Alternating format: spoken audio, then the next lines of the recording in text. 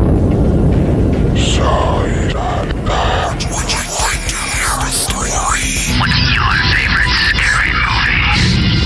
to the Darkercide Podcast.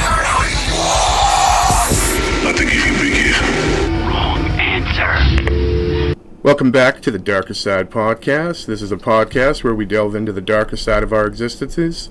The morbid, the macabre, the spooky, and the absurd are all fair game as we discuss murder, UFOs, cryptids, creepypasta, and the paranormal.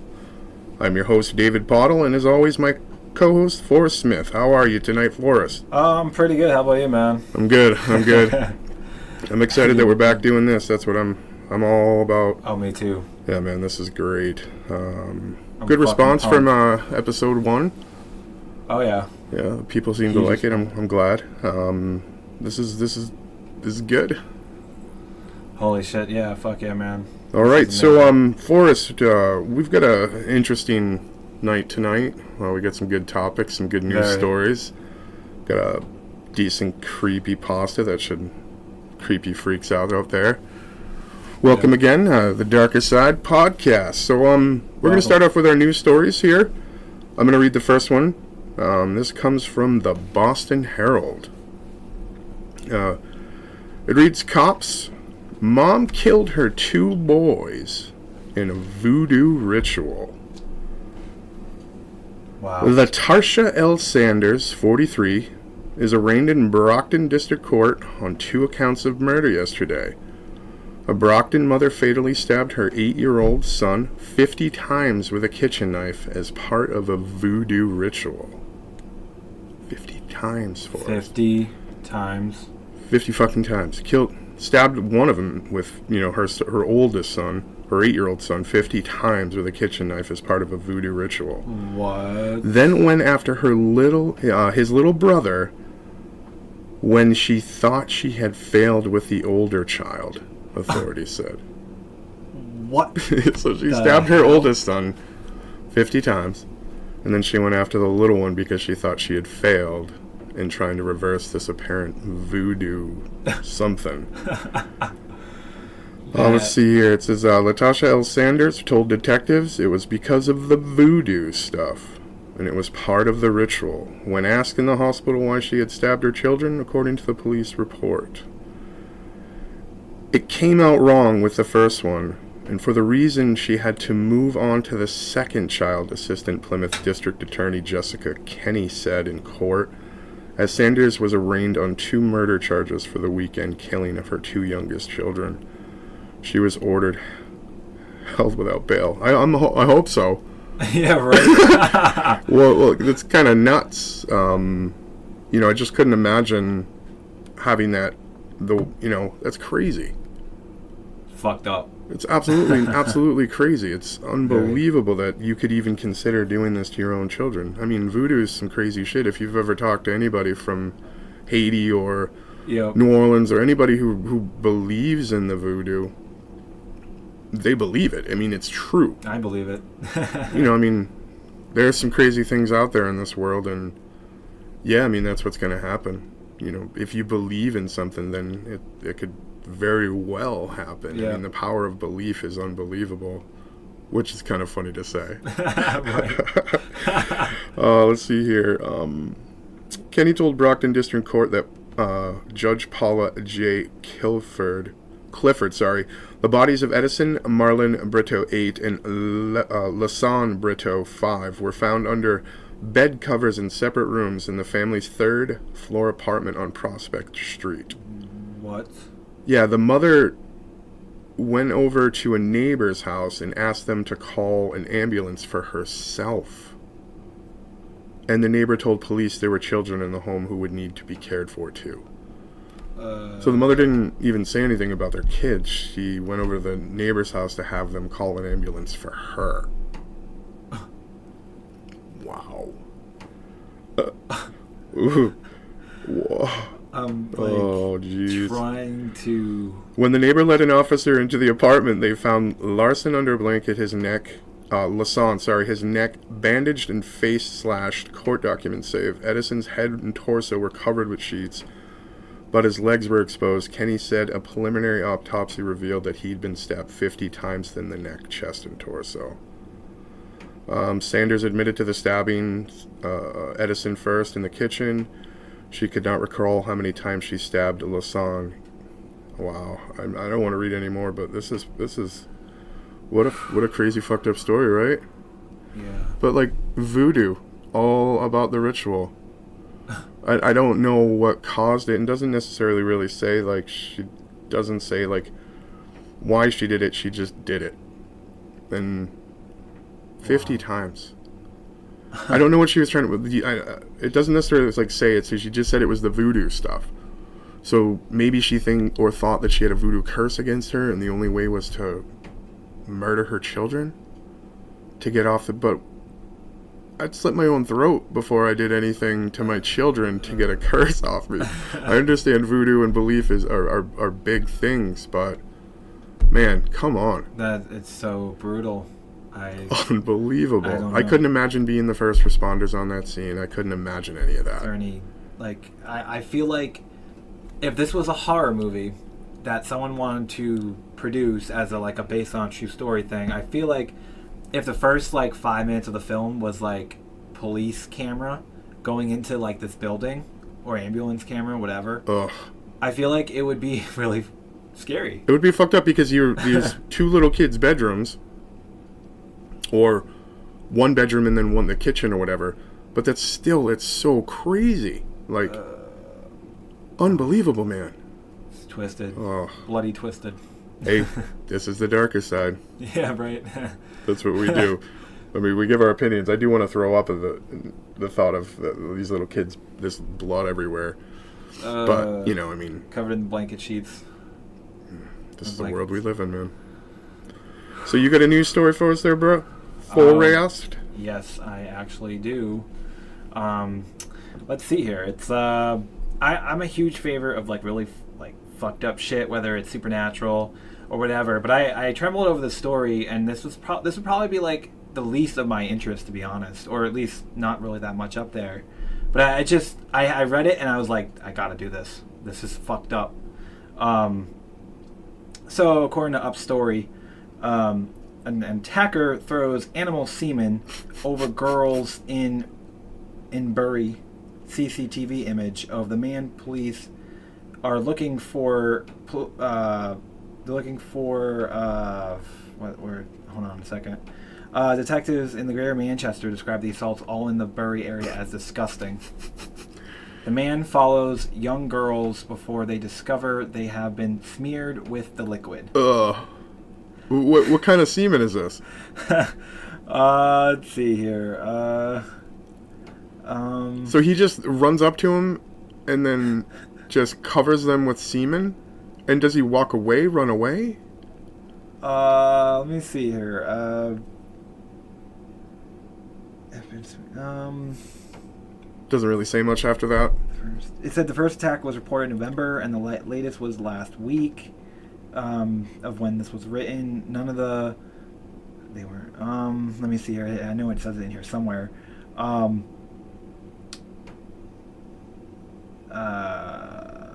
Yeah, they don't really explain it. They just say he's not necessarily connected to all the incidents, but we would like to speak to him. First victim, 14-year-old girl, was followed by a man on Kennedy Drive in Unsworth, I'm guessing the UK, on the 13th of November. When she got home, she noticed a sticky liquid on her thighs. The substance was analyzed by police and later identified as animal semen. Oh, okay. So it wasn't his semen. It was. But what are you getting out of animal semen? But physically accosting these women and then basically just smearing them with animal semen. What causes you to do something like this as a human being? I have no fucking idea. I mean, is he like going home to to secretly jerk off afterwards? Like, I got these girls with this semen. Now I'm so revved up and hot, I gotta do some nasty stuff to myself now. Like, what are you getting out of that? What are you getting out of that action? It makes no sense to me. Supposedly, the man, another victim, 14-year-old girl, was in a shop in the town of Bury in the center with her mother when a man bumped into her and wiped a white substance on her bottom. Wow. I don't get it. I mean, I get it. I get that they're fucked up sexually deviant. Like, you know, there's a level. I mean, going crazy and having fun with sex is fine. But to the point where you have to, like, go out into the public, put animal semen on your hand, rub it on a girl's bum to get you off, or to just freak out people. I mean, it's either like you're going for the fear factor, like just gross factor, Yeah. or you're a fucked up crazy sexual person, like who's gonna go home now and masturbate to the fact that you rubbed animal semen on a girl's butt, a 14-year-old girl too, because it seems like he has a modus operandum of wiping these substances on younger 14-year-old teenage girls. Yep. Wait till you hear this. In their latest attack on the 25th of January, a man approached two girls aged 15 and 16 in Whitefield and asked them the time. One of the girls then noticed liquid dripping from her skirt. And it wasn't hers. At each incident, the offender was described as being a white man aged between 25 and 35 and was carrying a bag. Of course, because that's where he keeps his animal semen. Fucking cow cum, dude. It's fucking gross. Oh man, again, this is the world we live in. Like these are the things that we have this podcast for, to bring this type of ridiculously disgusting, interesting news to people around the world. I felt gross just reading it. Well, of course, I would have too. Oh yeah, for sure. All right, well, we're gonna head over to our creepypasta corner. Hell yeah! We're gonna read you a creepypasta here. I found it's quite fitting. It's quite good. Get ready. It'll make you think. Get ready, guys. Y'all ready to get creepypasted? Some spooky linguine. I'm not ready. You're not ready? You don't like the creepypasta? I love it, but it gives me the crazy feeling sometimes. Yeah, I like the last one I read. I got the chills. This is funny, but this one's called Hide and Seek. It's a short one, but it's a fun one. You ready? Oh yeah, kind of. My son and I often play games. He's 5 years old, so our games can range from pirate battles in the middle of the ocean to simple board games like snakes and ladders. Today we decided to play Hide and Seek. I counted to 50, while he went to hide in one of the 3 hiding places that he always picks. Ready or not, here I come, I called, as I slowly made my way to the sofa. I looked down, and there he was, 2 little feet sticking out from behind the sofa, accompanied by muffled laughter. "Oh, I can't find you anywhere," I exclaimed, knowing that the idea that he hidden well would cause him to jump out of the hiding place in excitement. "Right," I said, "time for bed." As I tucked my son into bed and kissed him goodnight, a small figure appeared in the bedroom door. "Mommy," it whispered, "you didn't come to find me." What? What the fuck? What?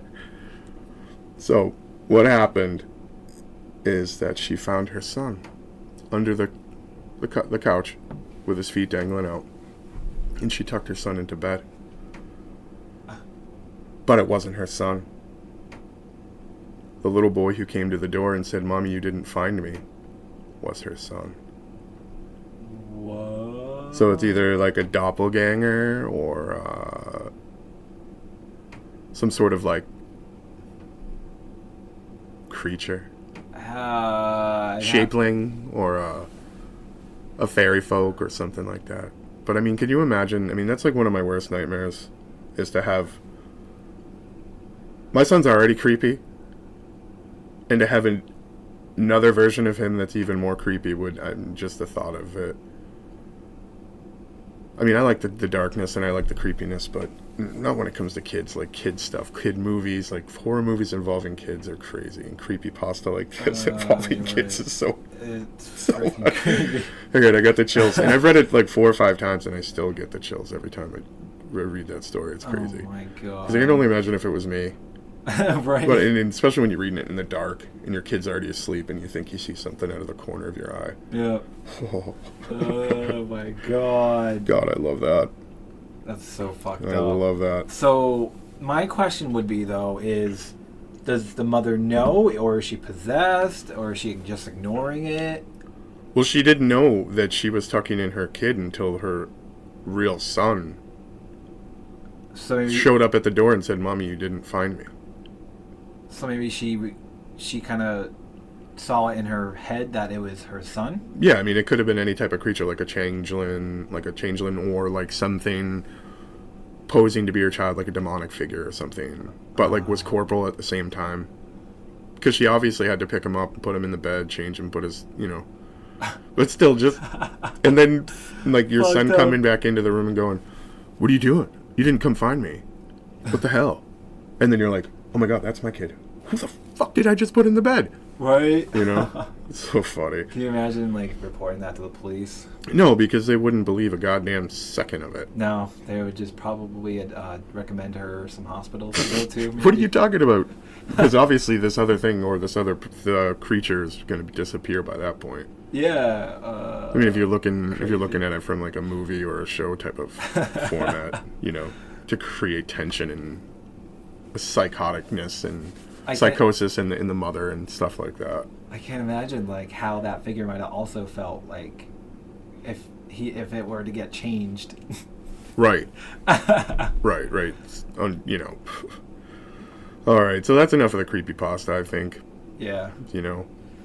So we're gonna do our movie review, the Darkercide movie review, and this week we have chosen it's a Netflix original, right? The Ritual. I believe so. Yeah, so Netflix original, The Ritual. Staying on topic with rituals, did that new story about the voodoo rituals. Yeah. Got a movie here called The Ritual. Now, this movie first aired in the UK on October 13th in 2017. It is directed by David Bruckner.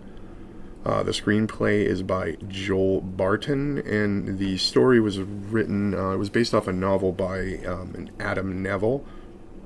This movie got 71% on Rotten Tomatoes and 6.3 on the IMDb's.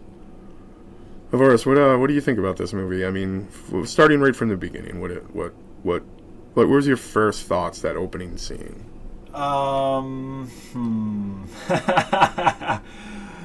Did you think it was going to play into the rest of the movie? I mean, obviously it was going to be one of the reason that the next part of that movie happened. Right. But I didn't think it was going to be that rich. I mean, I thought it was going to play into him, how he was as a human being. Right. When his friend, spoilers, people, but spoiler.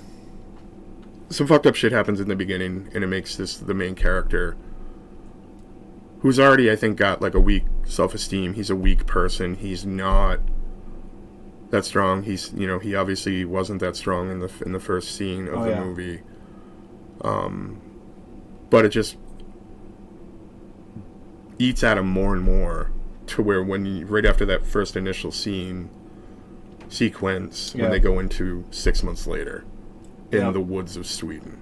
Yeah, I didn't even expect them to cut hiking to that. through the hills of Sweden. Yeah. Because they were planning on a trip before, but their friend, whatever. So from there, what did you think of that? I was just like, but still, I was so lost. I mean, I didn't know what the hell was going to happen in this movie. No, the mystery factor on that first beginning part of the movie was, I didn't really expect it to mean too much, and it actually made me think, well, is this movie really going to be more like a horror thriller if it's starting like this? It made me think, wow, like if it's starting like this, they're definitely putting more emphasis on character development. So I had a feeling after that scene that the movie was definitely going to be good. That's like to some extent. Yeah, I mean, I think they spent maybe a little bit too much time on that one guy who was beating up his friend, mentally and verbally. Yeah. The guy with the glasses on. I think they might have spent a little bit too much time, and they did, I guess, do a decent job of developing the characters in that probably 15 minutes of. It's crazy. What just came up in my head right now was that the first 10, not even, it was the first 10 or 5 minutes of the movie, came up, and it kind of applies to how things went down in the woods. Right. So I mean, it is a little foreshadowy. In that respects, you kind of see who these characters were in that first 5-minute sequence, then the way they were in leading up to the woods, and then even more so in the woods. And it gets right down to business, right. I mean, there's probably another 5 minutes of them just complaining on the mountainsides and just blah, blah, blah, we're friends, we've been friends forever. You fucking suck because It's a guy film up to that point. It totally is a guy film. I mean, and through the whole thing, it basically is too. But then once they get in the woods, things start to escalate fast. Fast. Very, very, very. That first night, lost in the woods, when they get to the cabin. Yep. The fucking end of that scene, I was like, what happened to all of these people? When they go up to the attic, I was just like, oh my god. Well, not an attic, it's a second floor or whatever it is, crawl space. When they went up there, and I was just like, holy fuck, what are they messing with? And I think the movie at this point, all the way up to this point, is still getting good and good and good and good. Until they leave that place, and then they're being chased. Yeah. You can see the monster every once in a while. You get a glimpse of it. There's a couple jump scares in this, and up to this point. You can't even tell it's fake. That's the one thing that I was realizing throughout the first half of the movie. I'm like, this looks freaking real. Yeah. And it's the shots they get whenever you see the little tiny glimpse of the monster. It's kind of like what you would see on the corner of your eye type of deal. In the woods, especially in that deep of a woods. I mean, it's a pine wood up in Sweden, and it's thickly, oh yeah, inhabited with the pine trees and the deciduous evergreens up there. But yeah, I mean, as it gets deeper and deeper, and then all of a sudden, it gets real intense. Yeah. As they leave, after they leave, they're getting basically hunted by this monster thing, and then people start to die off. Yeah. In any horror movie, this is how it's going to happen, and things go sour very and I mean, and then they get to this village, so to speak, this fucked up village. Yep. And you don't know anything until almost to the very end of the movie what the hell's happening. Literally the last 35 minutes, I didn't even realize was coming at all. I didn't see it coming. I didn't either. But here's the thing. When I did, yep, I was fucking pissed. Really? Oh my god.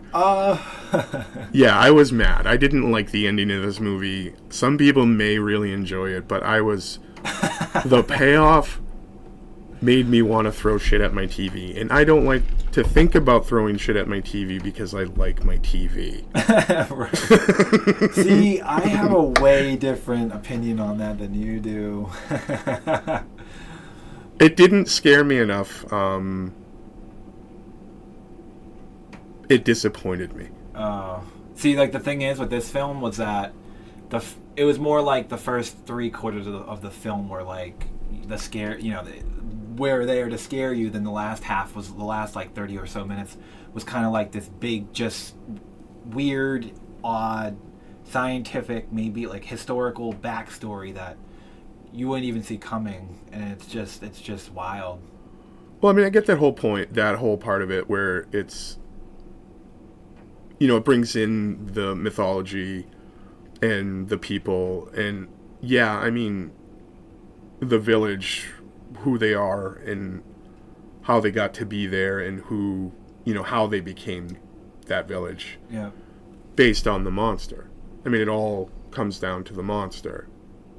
Exactly. Everything. But when I found out what the monster was, and then the very end of the movie, the fucking very end of the movie. Yeah, I know what exactly you're talking about.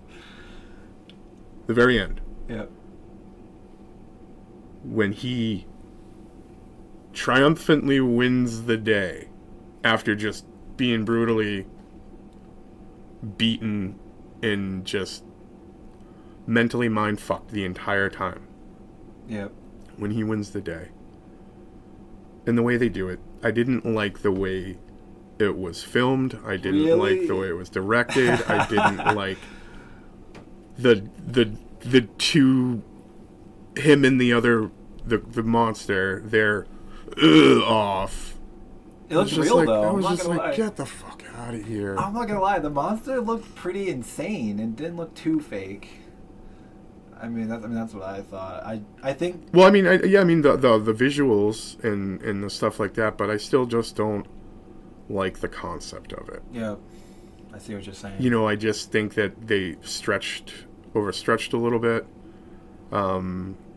How this creature became in existence, yeah. If you look into the mythology and everything, yeah, this could have happened. This could be one of the offspring of one of the Norse gods. Whatever. Yeah. I'm gonna ruin it. That's a spoiler, people. It's a Yeah. fucking demigod whose bloodlust keeps this village of crazy people alive. Yep.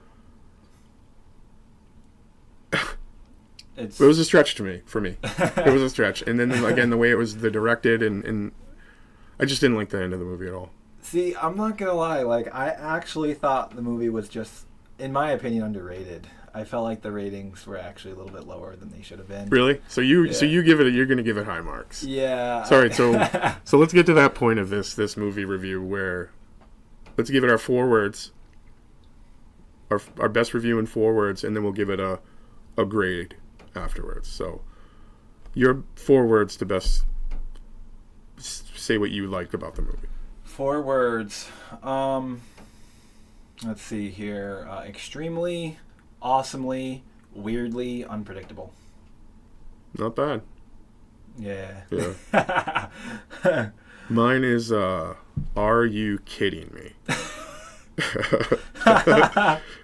That's how I felt. I felt like It is. I was taken for a ride. It is a roller I coaster. paid for everything and nothing for a payoff. I didn't feel good at the end of that movie. I'm not gonna lie. I think the whole everything leading up to the end, well, the whole overnight factor, and then he runs out and the sun's coming up or whatever. Yeah. I feel like they were just trying to be realistic when it comes to like hours of nighttime, hours of daylight, and I thought that was pretty cool. But the one thing that I thought was interesting was everything you see in the trailer. Well, at least the one that I watched that they first came out with.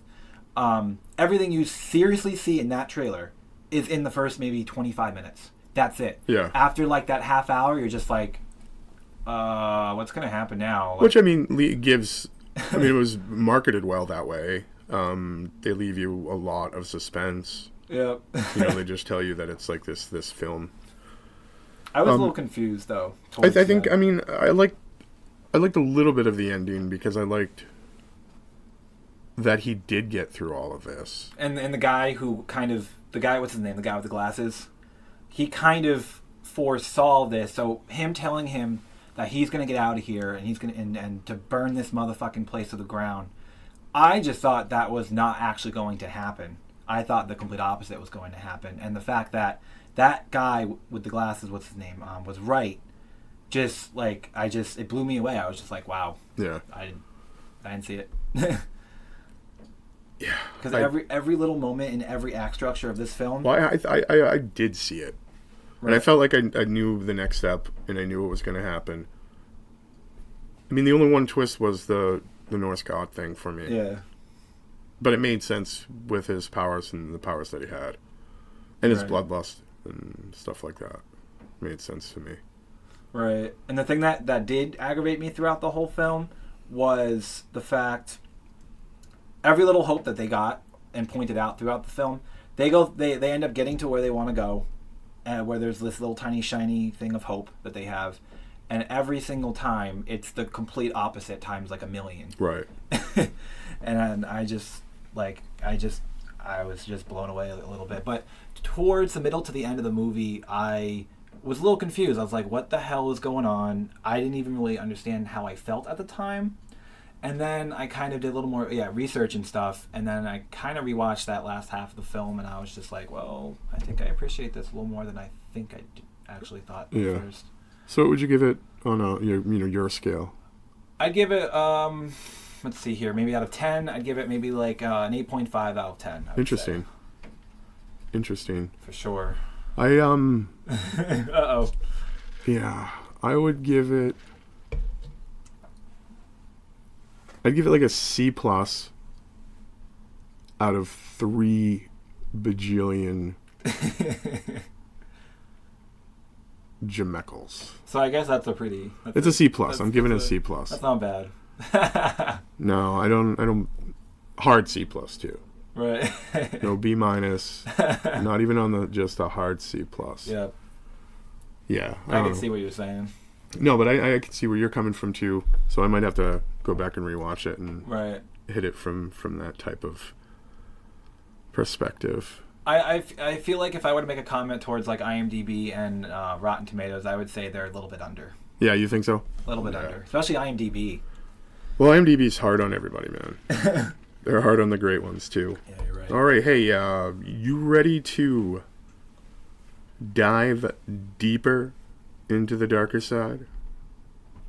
Yeah. This is our big story segment. Hell yeah. It's called Diving Deeper into the Darker Side. This little segment is... Let's dive into a bowl of cereal. Killer. Fucking A, man. So our first serial killer episode, we're going to cover a gentleman by the name of Dennis Rader, a.k.a.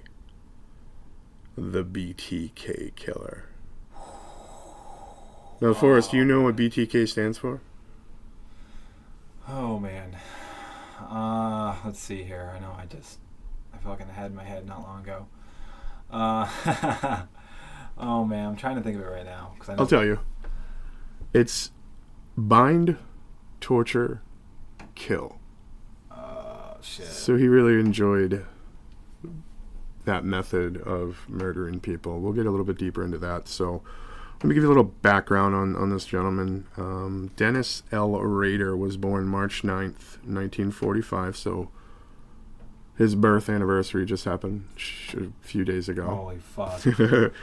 To William E. and Dorothea Rader, one of 4 boys. He was actually the eldest of 4 boys.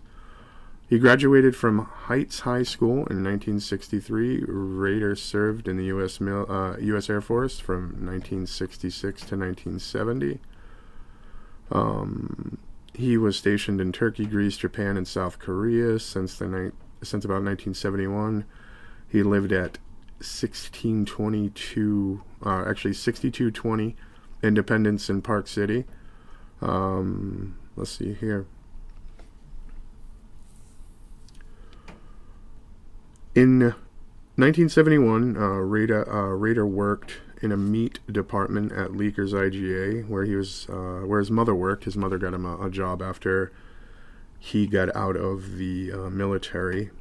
And in 1971, he married Paula Dietz, a 1966 graduate of Heights, the same high school that he had gone to. She had been working as a secretary at the VA hospitals. In between 71 and 73, he attended Butler County Community College in El Dorado. So, I mean, he seems like a very normal guy. Yeah. You know, he's getting his stuff. He did the military and everything else like that. Ooh. You know. Let's see here. Thank you for your service. Yeah, I know. But I mean, if you go back into his more early on story, he, at a very young age, had been thinking about binding and torturing and killing things. Oh. As a kid, as like an 18-year-old kid. I mean, as an 8-year-old kid, he was already killing and stringing up animals. So, I mean, he had the precursors of this at a young age. But like most of these serial killers, you don't necessarily see that they're going to be a serial killer because they kind of live a normal life to hide the fact that they have these fucked up points of view. Could be your neighbor. Could be. He very well could be. And that's could very well be your neighbor. And I mean, you never know. It's always the way it is. It just, it happens Your that street, way. my God, your block. So in 1974, Rader finally gets to the point to where he's ramped up his feelings, his thoughts, his want, his drive, his need to do this deplorable thing. Gets to a point where he actually acts on it. So his first victims, Rader's first victims were 4 members of the Otero family, a Wichita family that included the father, Joseph, Julie, the mother, Josephine, who was 11 years old, Joseph Jr., 9 years old. And on that day, January 15th, 1974, 29-year-old Rader, he was 29 years old at the time, cut the phone lines to this family's house and forced his way inside, and using a gun, he had rounded up all the family. At that time, after he'd got them all rounded up, he tried to systematically suffocate the Oteros by placing a plastic bag over their head. And while this method did work, it worked on the father and the son, so Joseph Sr. and Joseph Jr. It didn't work so well with Mrs. Otero or the daughter Julie. Or the daughter Josephine. Mrs. Otero was Julie. Josephine was the 11-year-old. So Rader had to then, or BTK had to then strangle the mother. She had to physically kill her by wringing her neck. So he choked her out. Wow. Which is part of the torture. I mean, obviously having, he bound the family up, tortured them with, suffocation. And when he failed to suffocate Josephine, the daughter, as well, he took the 11-year-old girl to the basement and hanged her from the drainage pipe in the basement. That girl, Josephine, was his primary target in that.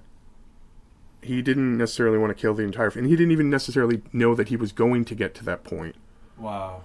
But in most of these serial killers, they have this point where they get to, they act on it, and they're like, well, I'm not necessarily going to finish this, or I'm not going to follow through.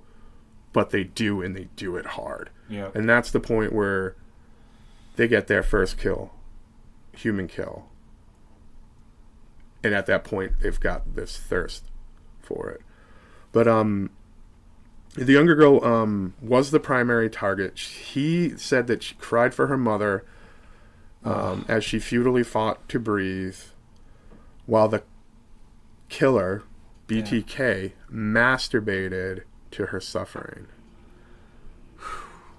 Later that day, 15-year-old Charlie Otero, the only surviving member of that family, discovered their bodies as he arrived home from school that afternoon. Wow. Can you imagine that? So he killed off 4 people in his first killing. Now he has 10 killings under his belt. So that was in January of 74. In April of 74, April 4th, 1974, he struck again. So usually it doesn't escalate that fast in regards to serial killers. Maybe there'd be a little bit longer wait between 1 and 2, and then it'll escalate after that as the fury and stuff. But so he just had this sickness and wanted to get into it. Oh, shit. So a couple months later, 3 months, almost to the day. Wow. Rader broke into the home of 21-year-old Catherine Bright. He hid in her bathroom until she arrived home at 2 p.m. She was accompanied by her 19-year-old brother Kevin. They were both taken by surprise when a man came out of the room with a large gun. Using the same methods that he had done before on the Oteros, he bound Catherine in her bathroom. Her brother Kevin was taken to another room where he was bound with items found in the room. Rader tried to strangle Kevin using a stocking. Why not? It's on the floor. Just, oh, look, I'll use that to strangle this poor child. Because I'm a sick fucker. Wow. You know? Oh my God. Kevin was able to get loose and grabbed Rader's gun. Kevin fought with Rader, but he was shot twice in the head and face during the struggle. The funny thing is about Kevin, though, is he survived that. But he wasn't able to, like, identify Rader at all. Wow. So, I mean, he survived that one. What a trooper. The sixth victim was in March of 77. So this was 74 to 77. So that's 3 years pass. Wow. So, like, he got a little bit of his little kill juice out for those two giant explosions of murder fest that he did within that first 3 months of first killing somebody. So he waited another 3 years for his sixth victim. Shirley Vane was her name. Sixth victim? This is his sixth victim because, again, the first killing was 4 people. Fifth victim was Catherine Bright. Sixth victim is a woman by the name of Shirley Vane. In March of 77, Rader allegedly cased 2 different women's homes, but found both to be empty. Canvassing the neighborhood on foot and posing as a detective, Rader approached a 5-year-old boy and showed him a picture of his own wife. He asked the boy if he had seen her. After answering no, Rader tailed the boy back to his house. Rader knocked on the door and was allowed entry by the 3 children of the home, the oldest of which was an 8-year-old. Rader proceeded to draw the shades and turn the television when suddenly the mother, 24-year-old Shirley Vane, entered the room in her bathrobe. Rader barricaded the children in the bathroom. So he had put the children in the bathroom after she got out. Wow. He bound Shirley Vane, like he normally does, and strangled her to death with a cord. Oh, jeez. Detectives later found seminal evidence near the victims, so he must have masturbated as he strangled her, as she was strangling and losing breath. And fucking A, man. so these 4 children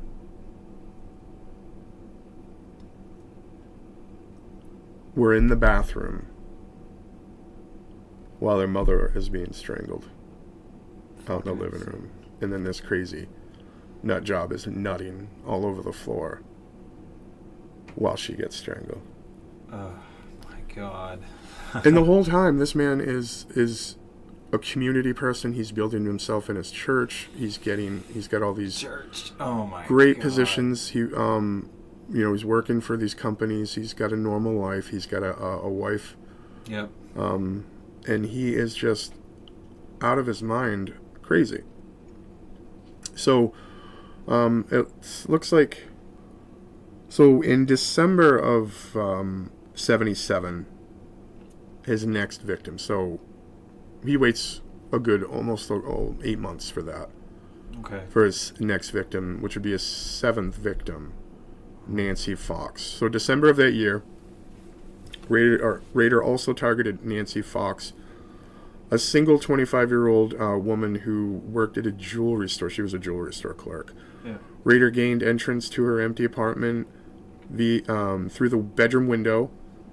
He severed the phone lines like he normally does in these situations if he has access to them.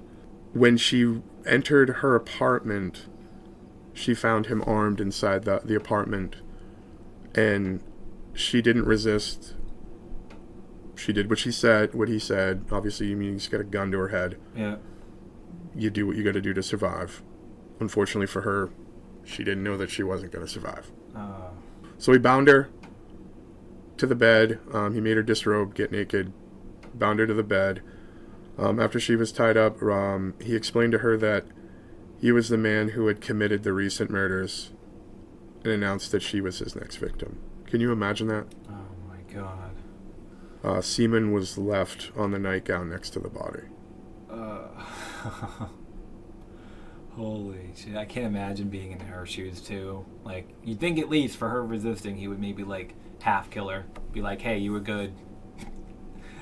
Your surprise for me now is I'm finished and done and I'll let you live, but you probably have to go to the hospital or something. No. Fucking A. No, you gotta kill him. I mean, he had to. Yeah. But he was getting cocky at this point. Can't break the rules, I guess, right? No. In 85, so that was what, in 77 that he did that? So he waited a few years. He went like 13 years. Wow. No, he went 7 or 8 years without killing. They haven't caught this guy yet? Not at this point. Not in 84. They still haven't killed. They haven't caught him. But he's getting cocky, and they're trying to get a database of DNA because DNA back in 84 was starting to become a thing that they could use. Yep. But in 85, he struck again on April 27th, 1985. His 8th victim, Marion Hedge, was killed. He was attending this Boy Scout because he was also a Boy Scout leader with his son. So he has a kid. So he's attending this Boy Scout thing with his son, and at the end of the day here at this camp out, he stated that he had a headache and basically got away from this retreat. So he's basically already knows that he's going to go kill this woman. Rader chose to visit Marianne Hedge, a 53-year-old neighbor who had lost her husband about a year prior. So he knows this woman, but he has this alibi because he's at this. After so many years, he knows that he wants to kill this woman, probably because he thought that she was the right kill, because she's lonely, alone, and that he could gain access to her house.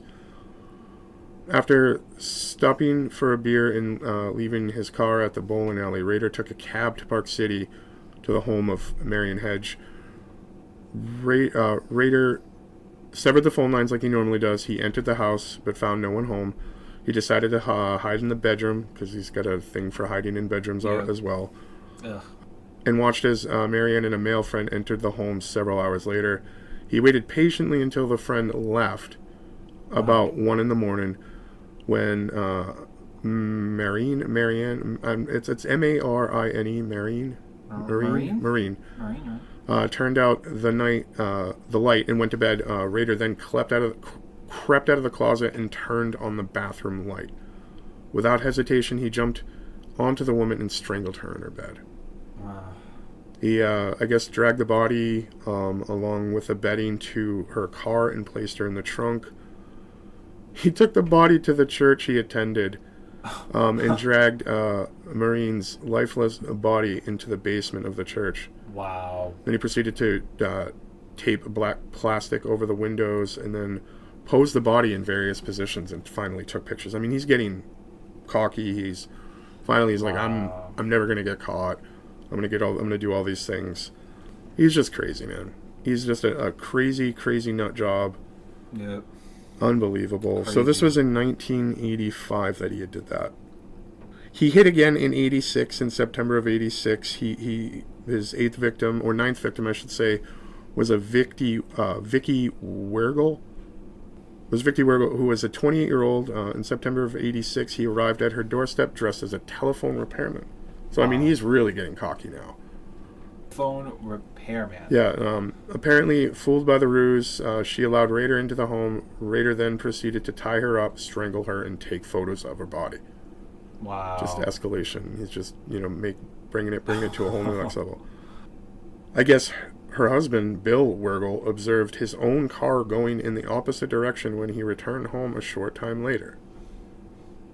Upon entering the house, he found his wife behind the bed on the floor. He called 911. Paramedics rushed Vicky to the hospital but weren't able to retrieve her.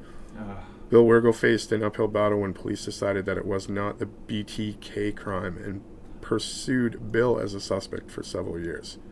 Fortunately, he was never formally charged with the crime. What? Wow. Yeah, that's crazy, right? Like, what the fuck? but I mean, this man, Rader BTK, is getting crazy. And this whole time, all this stuff is happening. All these newer ones. He's sending letters to the press. Really? He's taunting the police. Wow. Because they really want to find him. And then all these long breaks, people are like, "Oh, well, BTK's gone. BTK's gone. We can relax." Then all of a sudden, he snaps again a few years later.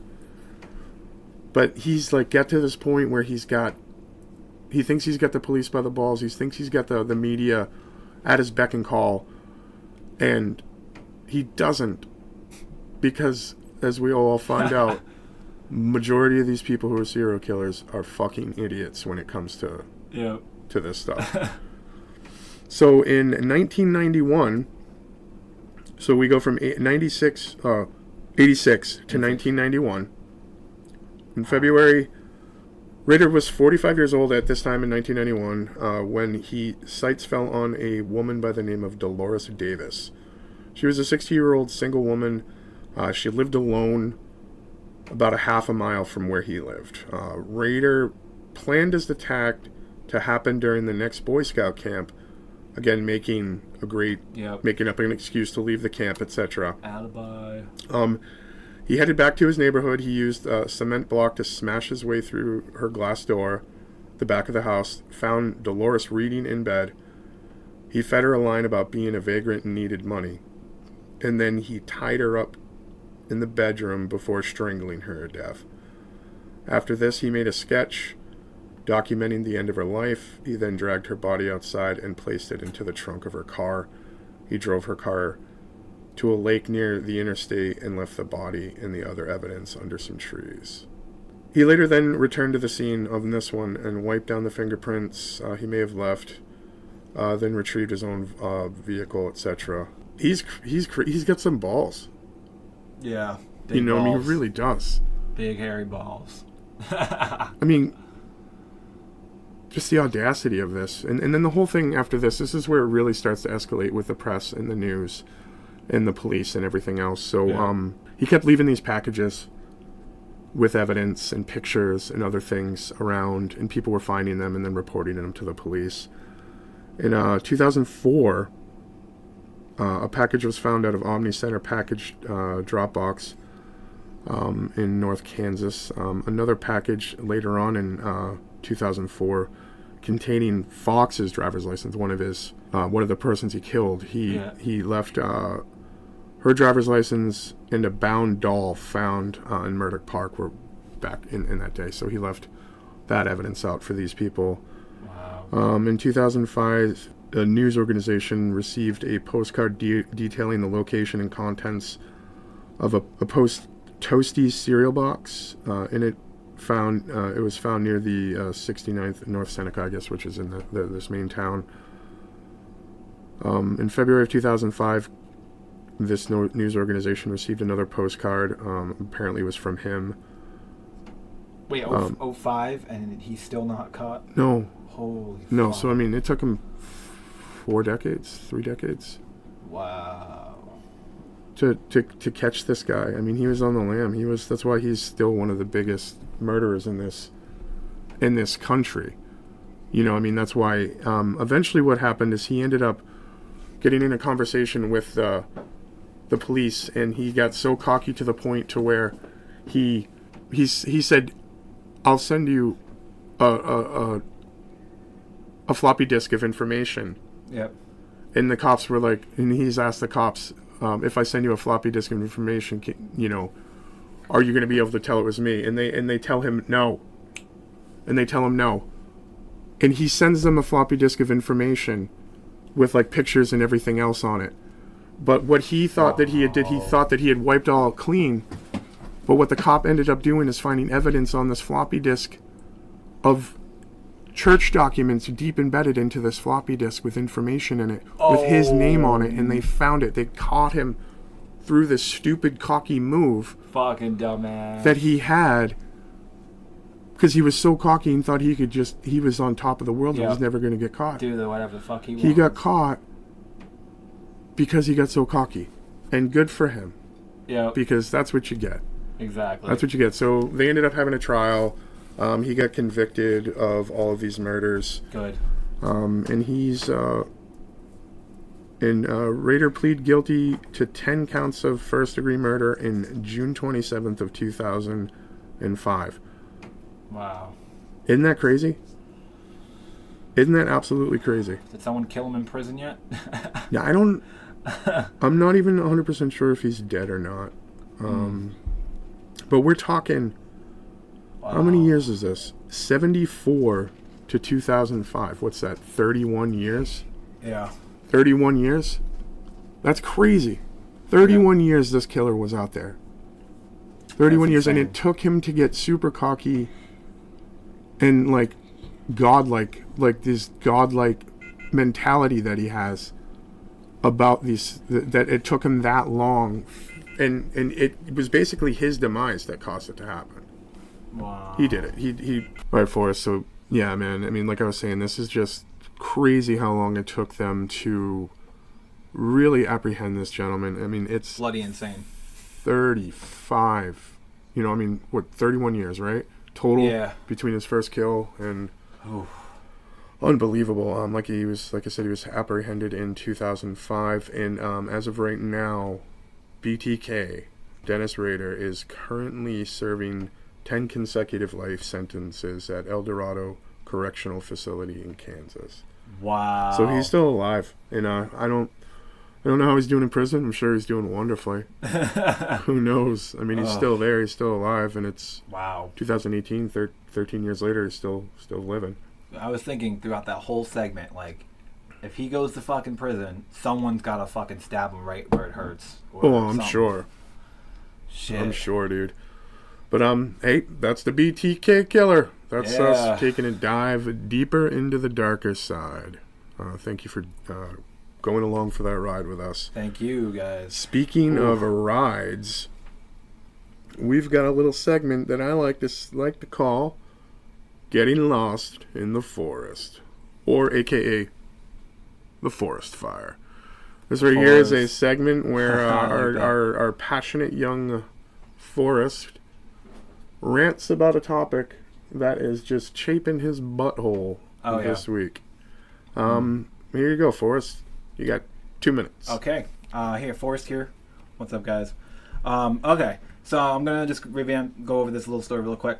So this year, Vice President Mike Pence's breakfast with the new Irish Prime Minister, Leo Varadkar, will be closed to the media at the request of the Vice President. In a departure from the recent past, reporters were told Friday's event, to be attended by Pence and Varadkar, will be private and the media won't be invited. Although last year, the Irish Prime Minister was welcomed by the U.S. President and Vice President with open arms and with open coverage by reporters ahead of the annual St. Patrick's Day festivities. So, let's see here.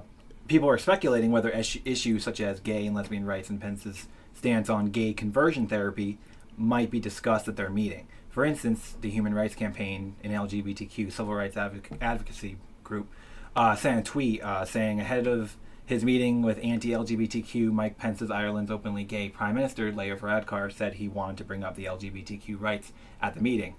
Of course, the media was... And of course, the media was, banned from covering this event. Coincidence? I don't know. The media, however, will not be allowed inside the Vice President's residence to cover the breakfast.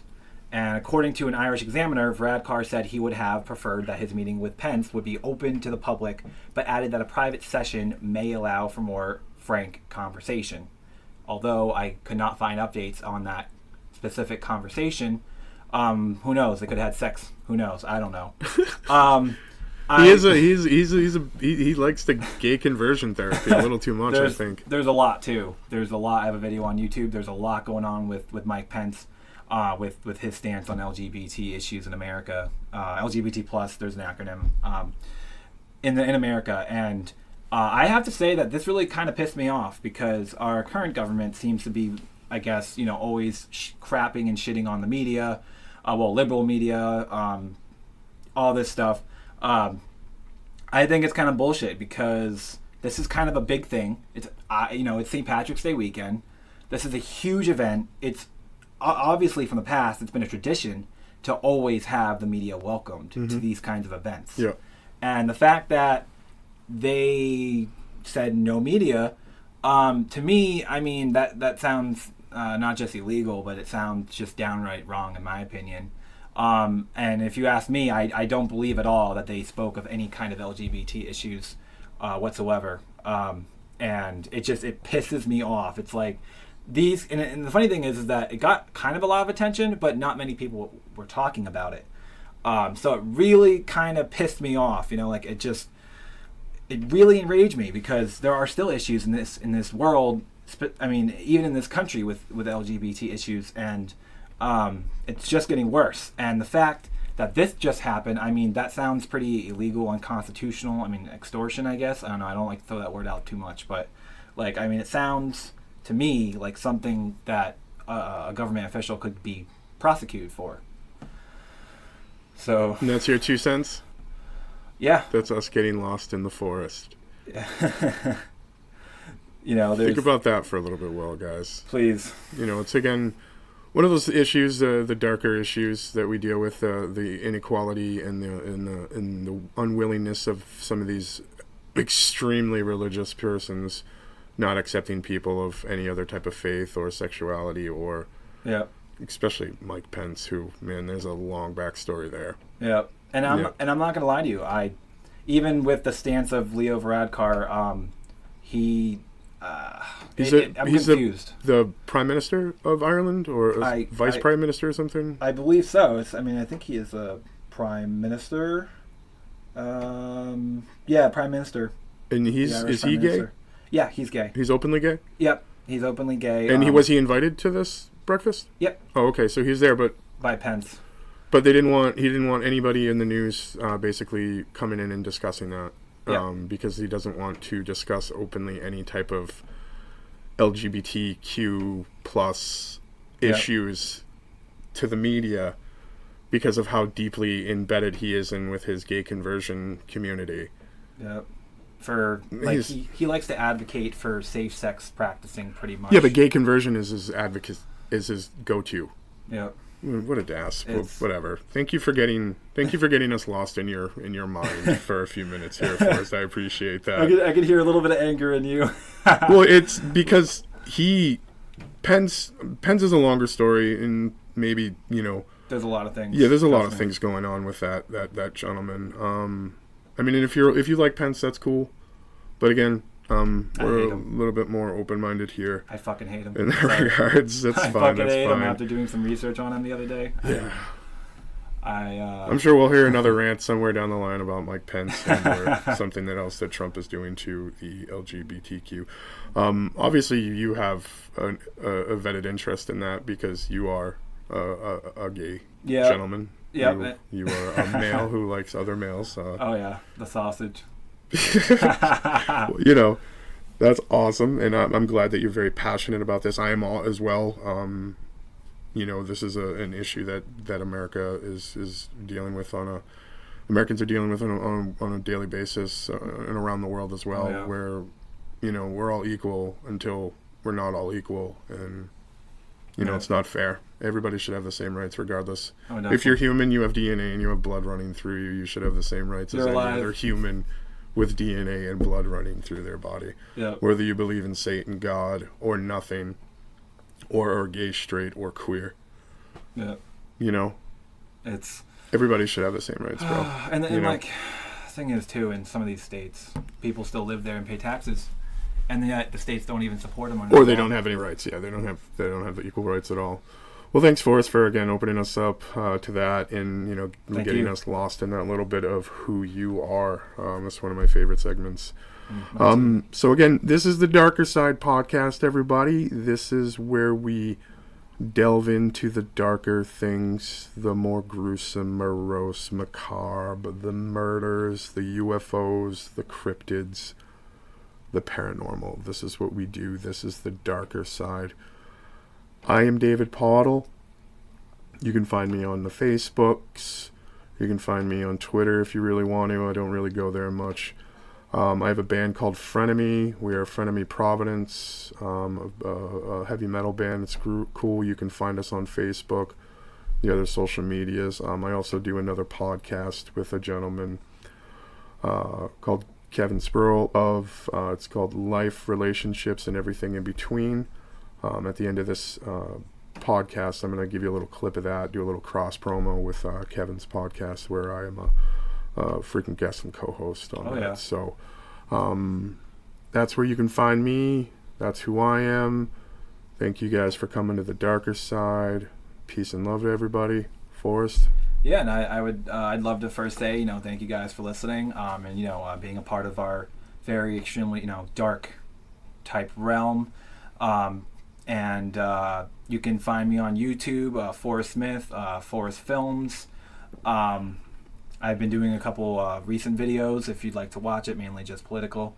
Of course, Darkercide. You can find our production on Facebook, Twitter, YouTube, Podbean. WordPress. Yeah, WordPress, even SoundCloud. You can find that on there. Even Forrest Films, we're on Facebook too. YouTube, all that crazy stuff. And yeah, I just want to say thank you guys. And, it was a lovely time.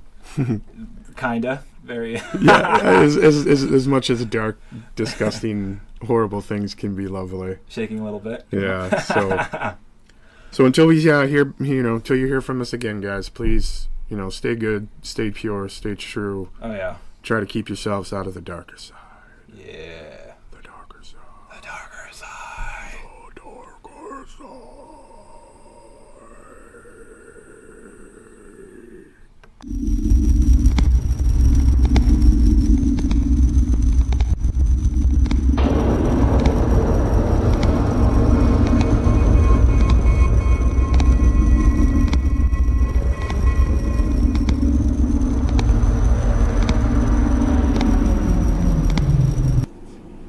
Hello everybody, this is Dave from the Darkercide podcast coming at you.